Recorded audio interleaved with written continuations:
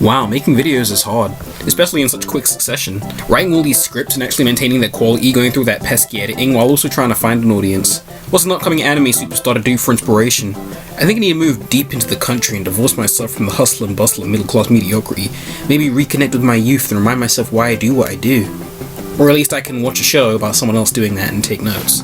Barakamon is a slice-of-life comedy about a struggling calligraphy artist named Honda trying to master his craft and find his own personal style. As talented and driven as he is, Honda is so fragile and insecure about his work that he punches an elderly art director in the face for labeling his calligraphy as derivative, which leads to his dad forcing him to spend some time away from the city in the most remote corner of Japan with hopes that he'll clear his mind and reach his potential. He finds himself in the most close-knit village possible that never seems to leave him alone and at first behaves the way you'd expect an uptight city boy to. Honda is completely baffled by the humble nature and unconditional sweetness of the islanders that offer him a feeling of togetherness and intimacy that's completely alien to him, holding him to an undeserved position of authority and affectionately nicknaming him Sensei.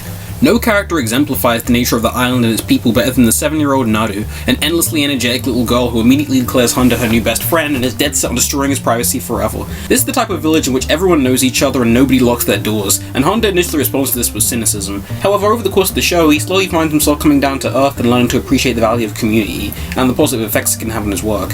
At the end of the day, art is a product of circumstance, and Honda finds himself amazed by how drastically all the colourful characters on the island change the way he thinks. Speaking of which, Barakamon's cast is delightful and super fun to watch. Honda's work ethic and kind nature made it so I never felt like he was being a dick, and his insistent balancing of pride and self-loathing made for tons of hilarious scenes and memorable moments. To directly counter this, we have Naru, always content to pull him away from his obsessive workload and have fun. She's definitely the character that's most capable of clearing his head and regularly helps him see the value in the simple things. The chemistry between these two characters is one of Barakamon's biggest specialties, and they develop a real bond and understanding that leads to some of the show's most touching moments.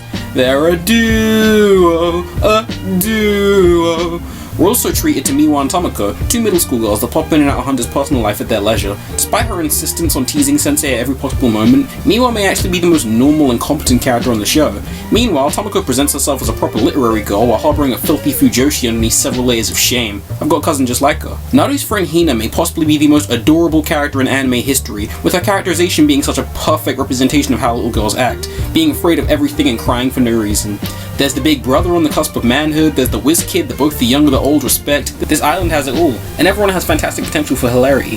The comedy in Barakamon is next level stuff, with an understanding of comedic timing and visual pacing that absolutely blows most shows away. Seriously, some of the gags in this show are legendary, with some of the most creative and visually striking illustrations I've seen in recent memory. In addition to looking gorgeous pretty much at all times, with exceptionally high animation quality where it counts the most, Barakamon's visual humor can be outright genius at times. There was this one scene where Honda plays with a cute cat and we see a shot of his heart getting tightened by a lasso. My personal definition for moe has always been your heart having an orgasm, and this may be the greatest visual depiction of that sensation ever put to animation. The lengths this show will go to for a joke is nearly unprecedented, and it's all sold perfectly by the character's delivery. The vocal performances in this series are freaking phenomenal, definitely some of the best I've heard in a comedy series. Having characters that speak with such a degree of life and emotion makes them feel that much more real to the audience, and it remains consistent for the entire cast, from the seasoned veteran to the freaking 9-year-old girl. Naru moves, speaks, and acts with the energy and youth of a real child, and you just can't capture that with an adult speaking a few octaves higher.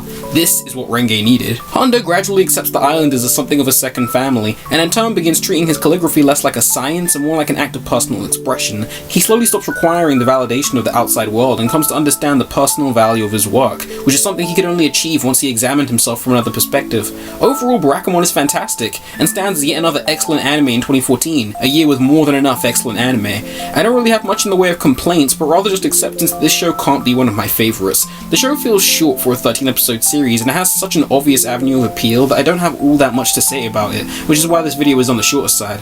A lot of its larger themes and ideas are definitely less effective on me than they would be on someone in a more relatable situation to Honda. With that said, I still love this show and highly recommend it, and yes, it does remind me why I care so much about anime. Next time on Subsonic Sparkle, the battle between hope and despair is at hand.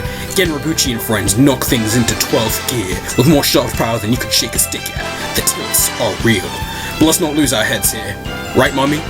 A brilliantly subversive deconstruction, or a grimdark edgelord train wreck? You decide. Well, I do. Jikai, Puella Magi Monica Magica. Service, ooh!